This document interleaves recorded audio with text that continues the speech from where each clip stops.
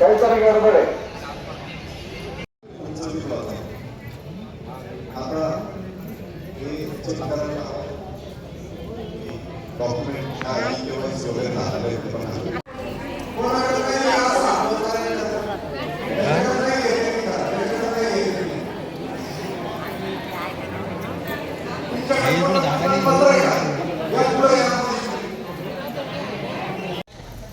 आम्ही मंजूर करून तुम्हाला कागदपत्र नीट करायचे ते जरा झालं नाही तर वर्षानुवर्ष तुमची पगार बंद राहते.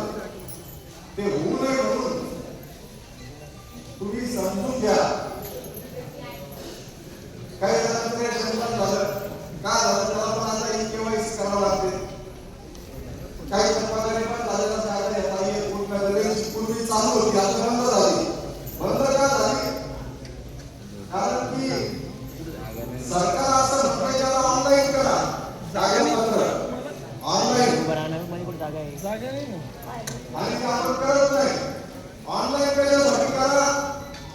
जसं तुम्हाला सांगितलं की एखाद्या कर्मचाऱ्यांनी तुमच्या नावावर दुसऱ्याला पगार दिली तशा प्रकारे घडू नये. त्याच्यासाठी ऑनलाईन करायचंय.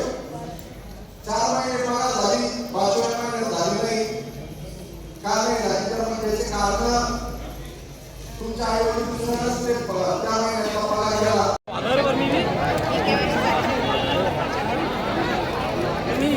कार्यालय